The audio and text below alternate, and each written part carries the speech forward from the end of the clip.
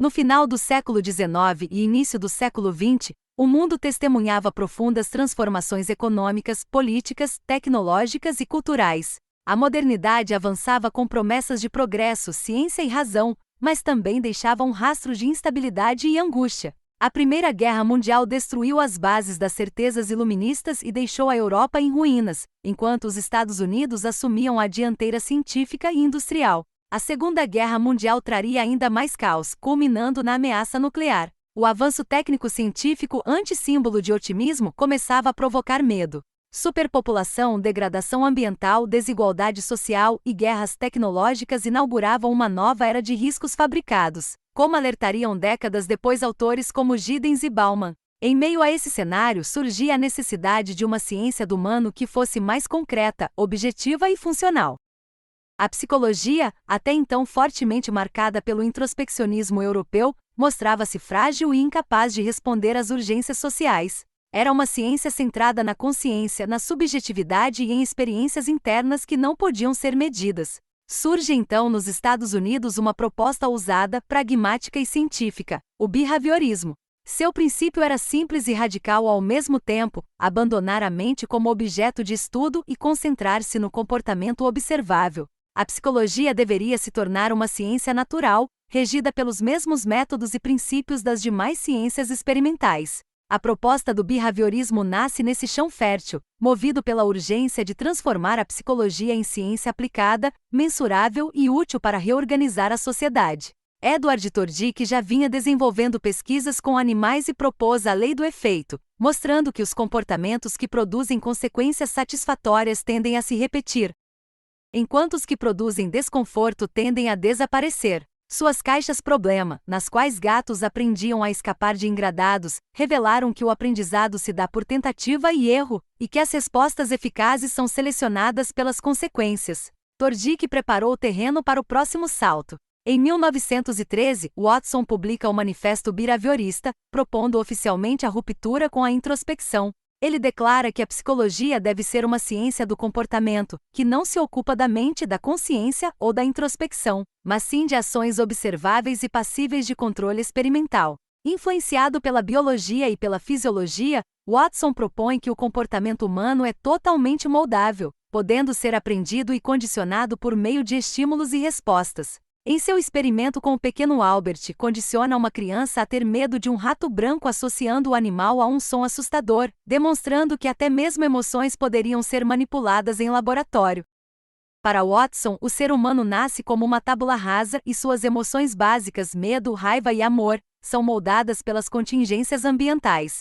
Depois de deixar a academia, Watson aplica os mesmos princípios na publicidade, moldando comportamentos de consumo. Já B.F. Skinner, décadas mais tarde, levaria o behaviorismo a um nível muito mais sofisticado. Skinner propõe que não apenas os estímulos moldam comportamentos, mas também, e principalmente, as consequências. Ele desenvolve a noção de comportamento operante, ações que são emitidas espontaneamente e que, se seguidas por consequências reforçadoras, têm maior probabilidade de se repetirem. A partir disso, fórmula a tríplice contingência, antecedentes, comportamento e consequências.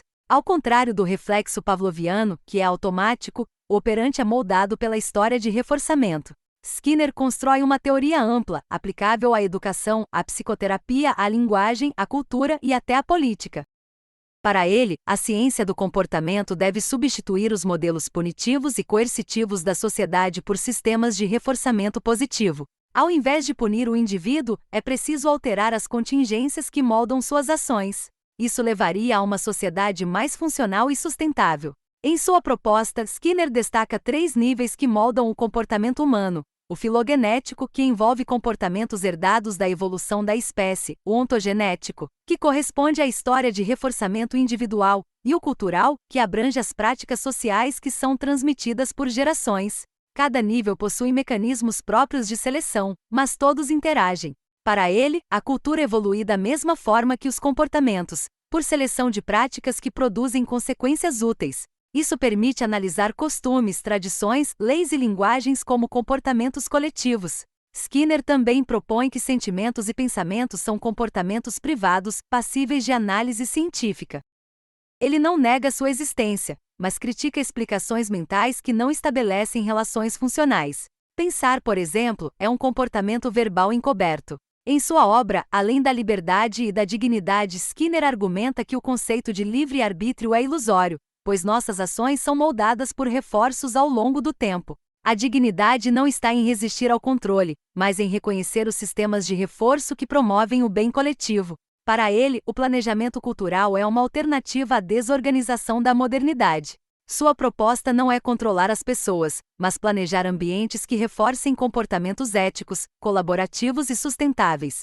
O behaviorismo chega ao Brasil nos anos 60 com Fred Keller, que implanta o sistema personalizado de ensino na USP. Keller propõe que o ensino seja estruturado por reforçamento positivo, com progresso individualizado. Sua proposta transforma a pedagogia tradicional, influenciando gerações de educadores. A análise do comportamento passa a ser aplicada em diversas áreas: na educação, com o ensino programado; na clínica, com a terapia analítico-comportamental; na inclusão de pessoas com deficiência, com a análise do comportamento aplicada; e nas organizações, com modelos de gestão por contingência. Após a Segunda Guerra Mundial, a psicologia clínica se volta para intervenções pragmáticas. O behaviorismo mostra eficácia no tratamento de pacientes com esquizofrenia, autismo e transtornos graves, ao focar na construção de repertórios funcionais em vez da análise de traumas passados. No entanto, surgem críticas. Aaron Beck desenvolve a terapia cognitiva, que considera os pensamentos automáticos. Albert Ellis propõe a terapia racional emotiva. Ambos resgatam o papel dos esquemas mentais. Noam Chomsky, por sua vez, critica a explicação de Skinner para a linguagem, alegando que o comportamento verbal não pode ser reduzido a estímulos e reforços, pois depende de estruturas inatas. Ainda assim, o behaviorismo permanece como uma das abordagens mais replicáveis e aplicadas da psicologia moderna. Sua força está na capacidade de prever, controlar e transformar comportamentos com base em princípios experimentais. Enquanto o mundo vive as incertezas da modernidade líquida, como descreve Bauman, o behaviorismo oferece uma âncora. O comportamento pode ser analisado, o ambiente pode ser modificado e a cultura pode ser planejada. A contribuição de Skinner ultrapassa a ciência. Ela propõe uma ética da responsabilidade, uma ciência da transformação e um convite à construção de sociedades mais justas por meio do planejamento das contingências. Em última instância, o behaviorismo nos lembra que somos aquilo que fazemos, e fazemos aquilo que o mundo nos ensinou a fazer. E se quisermos mudar o mundo, precisamos começar pelas contingências que moldam o comportamento humano.